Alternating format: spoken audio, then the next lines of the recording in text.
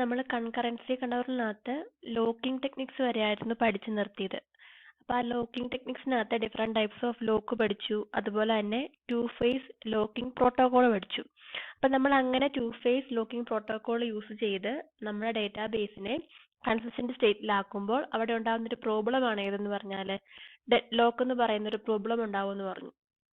പിന്നെ നമ്മൾ മെയിൻ ആയിട്ട് പഠിക്കാൻ വേണ്ടി പോകുന്നത് വാട്ട് ഈസ് ഡെഡ് ലോക്ക്, എന്താണ് ഡെഡ് ലോക്ക്, അതുപോലെ തന്നെ ഡെഡ് ലോക്ക് പ്രിവെൻഷൻ ടൂൾസ്, അതുപോലെ തന്നെ ഡെഡ് ലോക്ക് ഡിറ്റക്ഷൻ ടൂൾസ്, അതുപോലെ തന്നെ ഡെഡ് ലോക്ക് റിക്കവറി ടൂൾസ്. ഇത്രയും ടോപ്പിക്കുകളാണ് ഇനി നമ്മൾ ഡിസ്കസ് ചെയ്യാൻ വേണ്ടി പോകുന്നത്. Dead lock occurs when each transaction T in a set of two or more transactions is waiting for some item that is locked by some other transaction T dash in the set. അപ്പോൾ dead lock എന്ന് പറഞ്ഞാൽ എന്താണ്? നമ്മൾ നേരത്തെ discuss ചെയ്തതിനകത്ത് നമ്മൾ പറഞ്ഞായിരുന്നു T1 T2 എന്ന് പറയുന്ന രണ്ട് ട്രാൻസാക്ഷൻസ്, അതിനകത്ത് രണ്ട് ഐറ്റംസ് ഉണ്ട്, ഡേറ്റ ഐറ്റംസ് ഉണ്ട്, എക്സ് എന്നും വൈ എന്നും പറയുന്നത്. അപ്പോൾ T1 എന്ന് പറയുന്ന ഒരു ട്രാൻസാക്ഷൻ എക്സ് എന്ന് പറയുന്ന ഒരു ഐറ്റത്തിനെ ലോക്ക് ചെയ്ത് വെച്ചിരിക്കുകയാണെന്ന് വിചാരിക്കാം. T2 എന്ന് പറയുന്ന ഒരു ട്രാൻസാക്ഷൻ വൈ എന്ന് പറയുന്ന ഒരു ഡേറ്റ ഐറ്റത്തിനെ ലോക്ക് ചെയ്ത് വെച്ചിരിക്കുകയെന്ന് വിചാരിക്കാം. അപ്പോൾ ഈ രണ്ട് ട്രാൻസാക്ഷനും അങ്ങോട്ടും ഇങ്ങോട്ടും T1ന് എക്സിനോടൊപ്പം തന്നെ വൈനെ ലോക്ക് ചെയ്യാൻ വേണ്ടി വേണം, അതുപോലെ തന്നെ T2ന് വൈയോടൊപ്പം തന്നെ എക്സിനെ ലോക്ക് ചെയ്യാൻ വേണമെന്ന് വിചാരിക്കുക. അപ്പോൾ അവിടെ സംഭവിക്കുന്നത് എന്താണ്?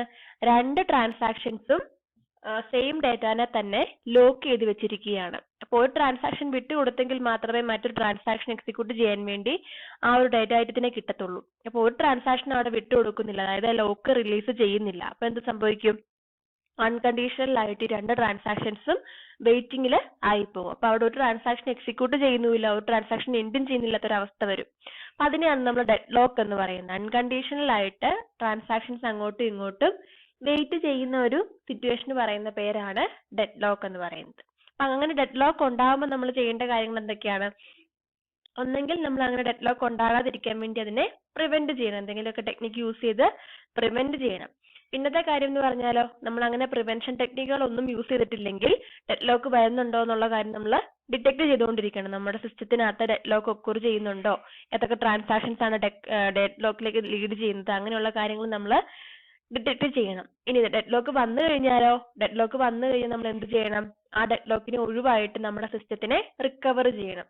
ഇത്രയും കാര്യങ്ങളാണ് നമ്മൾ ഡെഡ് ലോക്കുമായിട്ട് ബന്ധപ്പെട്ട് പഠിക്കാൻ വേണ്ടിയിട്ട് പോകുന്നത്. അപ്പൊ ഡെഡ് ലോക്ക് എന്താന്നുള്ള കാര്യം പറഞ്ഞു.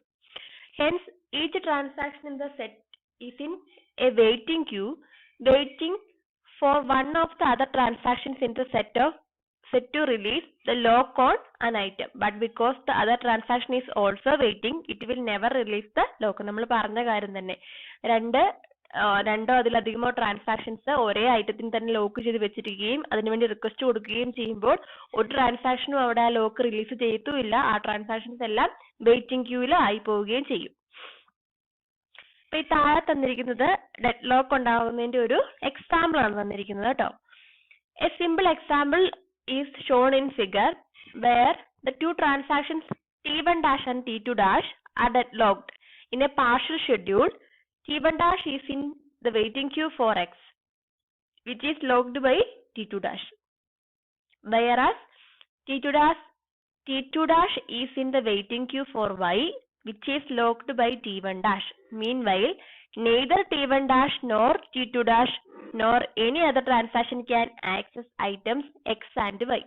അപ്പൊ താഴെ തന്നിരിക്കുന്നതെന്ന് പറഞ്ഞാൽ ഈ ടേബിളിനകത്ത് തന്നിരിക്കുന്നത് T1 T2 എന്ന് പറഞ്ഞ രണ്ട് ട്രാൻസാക്ഷൻസ് കൂടിയുള്ള ഒരു ഷെഡ്യൂളിന്റെ കുറച്ച് ഭാഗമാണ്. അതുകൊണ്ടാണ് നമ്മൾ ഇതിനെ പാർഷ്യൽ ഷെഡ്യൂൾ എന്ന് പറയുന്നത്.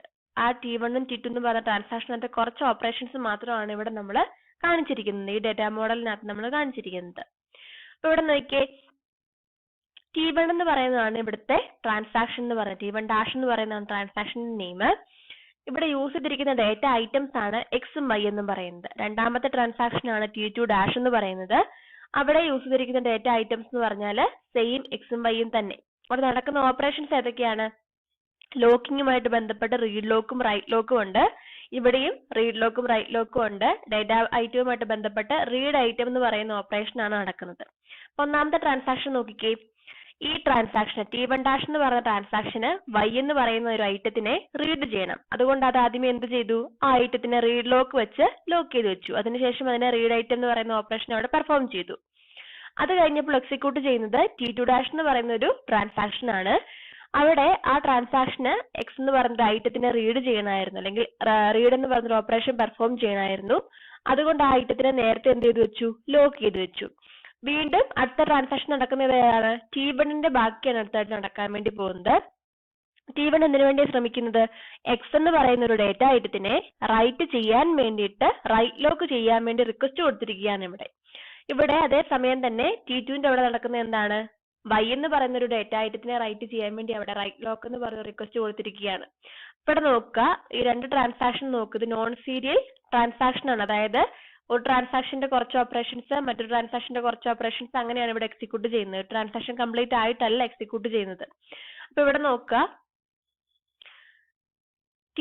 T1 ഡാഷ് എന്ന് പറയുന്ന ട്രാൻസാക്ഷൻ റൈറ്റ് ചെയ്യാൻ വേണ്ടി ശ്രമിക്കുന്ന ഡേറ്റ ഐറ്റം ആര് ലോക്ക് ചെയ്ത് വെച്ചിരിക്കുകയാണ്, T2 ഡാഷ് എന്ന് പറയുന്ന ട്രാൻസാക്ഷൻ ലോക്ക് ചെയ്ത് വെച്ചിരിക്കുകയാണ്.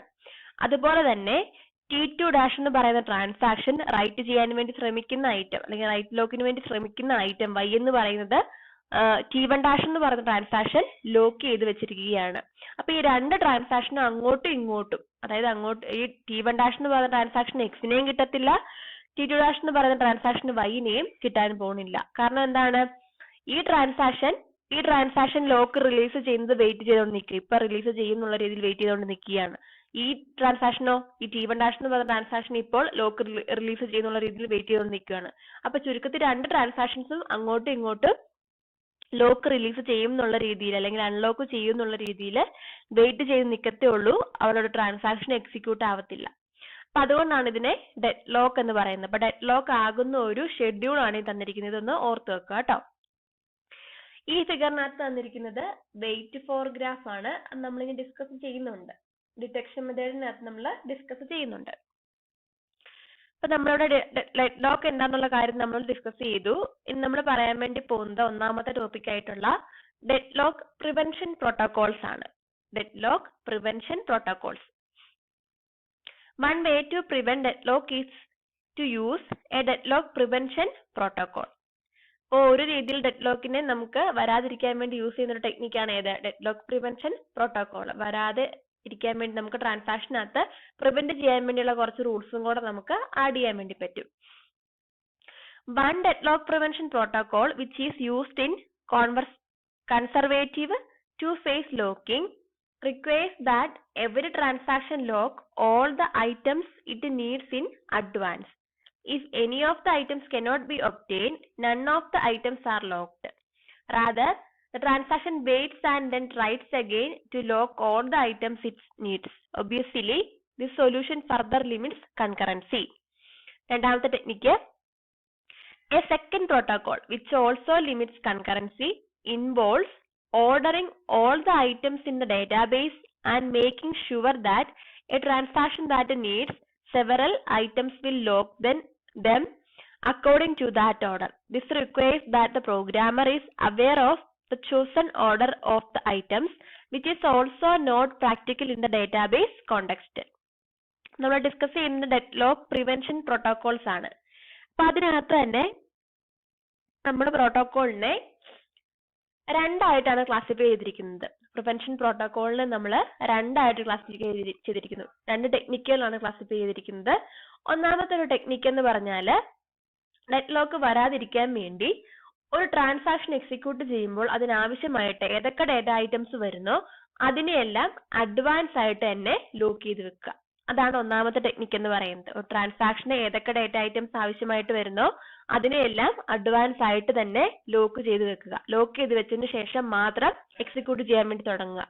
ഇനി അങ്ങനെ ലോക്ക് ചെയ്യാൻ വേണ്ടി ശ്രമിക്കുമ്പോൾ ഒരു ഡേറ്റ ഐറ്റത്തിനെ കിട്ടിയില്ലെങ്കിൽ എന്ത് ചെയ്യണം, വെയിറ്റ് ചെയ്ത് നിൽക്കുക. എപ്പോഴാണോ എല്ലാ ഐറ്റത്തിനും ഒരുമിച്ച് കിട്ടുന്നത് അപ്പം മാത്രം എക്സിക്യൂട്ട് ചെയ്യാൻ വേണ്ടി തുടങ്ങുക. അപ്പൊ ഇതിനൊരു ലിമിറ്റേഷൻ എന്ന് പറഞ്ഞാൽ എന്താണ്, കൺകറൻസി 100% ആയിട്ട് ഇത് ഒക്കർ ചെയ്യുന്നില്ല, അല്ലെങ്കിൽ സാറ്റിസ്ഫൈ ചെയ്യുന്നില്ല. അങ്ങനെ ഒരു കാര്യം കൂടെ ഇവിടെ ഉണ്ട്. ഇനി രണ്ടാമത്തെ പ്രോട്ടോകോൾ എന്ന് പറഞ്ഞാൽ ഈ ഒന്നാമത്തിന്റെ തന്നെ ഒരു വേരിയേഷൻ ആണ്. ഇവിടെ എന്ന് പറഞ്ഞാൽ എന്താണ്, ഒരു ട്രാൻസാക്ഷന് ഒരുപാട് ഡേറ്റ ഐറ്റംസ് ആവശ്യമായിട്ട് വരാം എക്സിക്യൂട്ട് ചെയ്യാനായിട്ട്, ഒരുപാട് ഓപ്പറേഷൻസ് പെർഫോം ചെയ്യാനായിട്ട് ഒരുപാട് ഡേറ്റ ഐറ്റംസ് വരാം. അപ്പൊ ആ ഡേറ്റ ഐറ്റംസിന്റെ ഓർഡറിൽ അതിനെ ലോക്ക് ചെയ്ത് വെക്കുക. ഒന്നാമത് വേണ്ടത് ഏതൊക്കെ ഡേറ്റ ഐറ്റംസ്, രണ്ടാമത് വേണ്ടത് ഏതൊക്കെ ഡേറ്റ ഐറ്റംസ്, അങ്ങനെ ഒരു ഓർഡറിൽ ലോക്ക് ചെയ്ത് വെക്കുക. അപ്പൊ ആ ഒരുപാട് ട്രാൻസാക്ഷൻസ് ഉണ്ടെങ്കിലും ആ ട്രാൻസാക്ഷൻസ് എല്ലാം ഇതേ രീതിയിൽ ഓർഡറിൽ ലോക്ക് ചെയ്ത് വെക്കുമ്പോൾ അങ്ങോട്ടും ഇങ്ങോട്ടും കോൺഫ്ലിക്റ്റ് ഉണ്ടാകാനുള്ള സാധ്യത കുറവാണ്. ഇതാണ് രണ്ടാമത്തെ ടെക്നിക്ക് എന്ന് പറയുന്നത്. അപ്പൊ ഇതും 100% എന്ത് പ്രൊവൈഡ് ചെയ്യുന്നില്ല? കൺകറൻസി കൺട്രോൾ പ്രൊവൈഡ് ചെയ്യുന്നില്ല.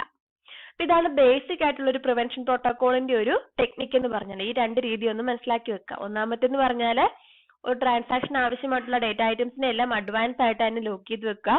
രണ്ടാമത്തെന്ന് പറഞ്ഞാൽ ലോക്ക് ചെയ്യേണ്ട ഒരു ട്രാൻസാക്ഷൻ ആവശ്യമായിട്ട് വരുന്ന ഡേറ്റ ഐറ്റംസിനെ ഓർഡറിൽ, പർട്ടിക്കുലർ ഓർഡറിൽ ലോക്ക് ചെയ്ത് വെക്കുക. അടുത്ത പാരഗ്രാഫിനകത്ത് പറയുന്നത് പ്രിവെൻഷൻ പ്രോട്ടോകോളിനകത്ത് വരുന്ന ഒരു ടെക്നിക്ക് ആയിട്ടുള്ള ടൈം സ്റ്റാമ്പിനെ പറ്റിയിട്ടാണ്. ടൈം സ്റ്റാമ്പ് എന്ന് പറയുന്ന ഒരു ടെക്നിക്കിനെ പറ്റിയാണ് അടുത്ത പാരഗ്രാഫിനകത്ത് ഡിസ്കസ് ചെയ്യുന്നത്. A number of other deadlock prevention schemes have been proposed that make a decision about what to do with a transaction involved in a possible deadlock situation. Should it be blocked and made to wait, or should it be aborted, or should the transaction preempt and abort another transaction? അപ്പോൾ ട്രാൻസാക്ഷന് ഡെഡ്ലോക്കുമായിട്ട് ബന്ധപ്പെട്ട് വരുന്ന കുറച്ച് കാര്യങ്ങളാണ് ഈ തന്നിരിക്കുന്നത്. Deadlock വന്നാൽ ആ ഒരു ട്രാൻസാക്ഷന് നമ്മൾ എൻഡ് ചെയ്യിപ്പിക്കണോ, അല്ലെങ്കിൽ അബോർട്ട് ചെയ്യിപ്പിക്കണോ, അല്ലെങ്കിൽ പ്രീഎംപ്റ്റ് ചെയ്യിപ്പിക്കണോ, അല്ലെങ്കിൽ റീസ്റ്റാർട്ട് ചെയ്യിപ്പിക്കണോ, അല്ലെങ്കിൽ വെയിറ്റ് ചെയ്യാൻ വേണ്ടി വിടണോ, ഇങ്ങനെയൊക്കെ ഒരുപാട് ക്വസ്റ്റ്യൻസ് ഉണ്ടാകാം. അപ്പൊ ഇതിനെയൊക്കെ സോൾവ് ചെയ്യാൻ വേണ്ടിയാണ് നമ്മൾ പറഞ്ഞ ട്രാൻസാക്ഷൻ ടൈം സ്റ്റാമ്പ് എന്ന് പറഞ്ഞ ഒരു കൺസെപ്റ്റും കൂടെ നമ്മൾ യൂസ് ചെയ്യുന്നത്. Some of these techniques use the concept of transaction timestamp (TS), which is a unique identifier assigned to each transaction. The timestamps are typically based on the order in which transactions are started. Hence, if transaction T1 starts before transaction T2, then TS of T1 less than TS of T2. But timestamp എന്ന് പറഞ്ഞാൽ എന്താണ്? ഒരു ഡേറ്റാബേസിനകത്ത് എത്ര transactions ഉണ്ടോ ആ transaction എല്ലാം execute ചെയ്യാൻ വേണ്ടിയുള്ള ഒരു ഓർഡർ പ്രൊവൈഡ് ചെയ്യുന്ന ഒരു യുണീക്ക് ഐഡന്റിഫയർ ആണ് ടൈം സ്റ്റാമ്പ് എന്ന് പറയുന്നത്. ഒരു വാല്യൂ ആണ് ടൈം സ്റ്റാമ്പ് എന്ന് പറയുന്നത്. ഇവിടെ പറഞ്ഞിരിക്കുന്നത് നോക്കുക. ആദ്യമായിട്ട് എക്സിക്യൂട്ട് ചെയ്യുന്ന ട്രാൻസാക്ഷൻ T1 ആണെന്നിരിക്കട്ടെ, രണ്ടാമത് എക്സിക്യൂട്ട് ചെയ്യുന്ന ഒരു ട്രാൻസാക്ഷൻ T2 ആണെന്നിരിക്കട്ടെ. അങ്ങനെയാണെങ്കിൽ T1 എന്ന് പറയുന്ന ട്രാൻസാക്ഷന്റെ ടൈം സ്റ്റാമ്പ് വാല്യൂ ആയിരിക്കും T2-നെക്കാട്ടിലും ചെറുത്. അതായത് പുതിയ പുതിയ ട്രാൻസാക്ഷൻസ് വരും തോറും ടൈം സ്റ്റാമ്പിന്റെ വാല്യൂ കൂടിക്കൊണ്ടിരിക്കുന്നു. ആ കാര്യം ഓർത്തു വെക്കുക. പുതിയ ട്രാൻസാക്ഷൻസ് എക്സിക്യൂട്ട് ചെയ്യാൻ വേണ്ടി വരും തോറും ടൈം സ്റ്റാമ്പിന്റെ വാല്യൂ കൂടിക്കൊണ്ടിരിക്കുന്നു. അതായത് പഴയ ട്രാൻസാക്ഷൻ ആദ്യമേ എക്സിക്യൂട്ട് ചെയ്യുന്ന ട്രാൻസാക്ഷൻസിനായിരിക്കും ടൈം സ്റ്റാമ്പിന്റെ വാല്യൂ കുറവ്. Notice that the older transaction which starts first has the smaller timestamp value. Two schemes that prevent deadlock are called wait die and wound wait. നമ്മൾ പറഞ്ഞിരിക്കുന്ന കാര്യം തന്നെ, ആദ്യമേ എക്സിക്യൂട്ട് ചെയ്യുന്ന ഒരു ട്രാൻസാക്ഷൻ ആയിരിക്കും ടൈം സ്റ്റാമ്പ് വാല്യൂ കുറവ്. അത് കഴിഞ്ഞ് എക്സിക്യൂട്ട് ചെയ്യാൻ വേണ്ടി ഇപ്പൊ ഒരു T3 എന്ന് പറയുന്ന മൂന്നാമത് ഒരു ട്രാൻസാക്ഷനും കൂടെ വരുമായിരുന്നെങ്കിൽ അവിടെ എന്ത് സംഭവിച്ചേനെ? ഈ T1-നെക്കാട്ടിലും T2-നെക്കാട്ടിലും ടൈം സ്റ്റാമ്പ് വാല്യൂ കൂടുതലായിരിക്കും T3 എന്ന് പറയുന്ന ഒരു ട്രാൻസാക്ഷന്. അപ്പൊ ആദ്യമേ നമ്മൾ എക്സിക്യൂട്ട് ചെയ്ത അല്ലെങ്കിൽ പഴയ ട്രാൻസാക്ഷനെ നമ്മൾ ഓൾഡർ എന്നും പുതിയതായിട്ട് വരുന്ന ട്രാൻസാക്ഷൻസിനെ നമ്മൾ യങ്ങർ ട്രാൻസാക്ഷൻ എന്നുമാണ് പറയുന്നത്. അതായത് ടൈം സ്റ്റാമ്പ് വാല്യൂ കുറവുള്ളതിനെ നമ്മൾ ഓൾഡർ ട്രാൻസാക്ഷൻ എന്നും ടൈം സ്റ്റാമ്പ് വാല്യൂ കൂടുതലുള്ളതിനെ നമ്മൾ യങ്ങർ ട്രാൻസാക്ഷനും എന്നാണ് പറയുന്നത്. ഇനി ഈ ടൈം സ്റ്റാമ്പ് ടെക്നിക്ക് യൂസ് ചെയ്ത് ഡെഡ്ലോക്കിനെ പ്രിവെന്റ് ചെയ്യാൻ വേണ്ടിയുള്ള ഒരു സ്കീമാണ് വെയിറ്റ് ഡൈയും വൂണ്ട് വെയിറ്റ് എന്നും പറയുന്നത്. വെയിറ്റ് ഡൈയും വൂണ്ട് വെയിറ്റ് എന്നും പറയുന്നത്.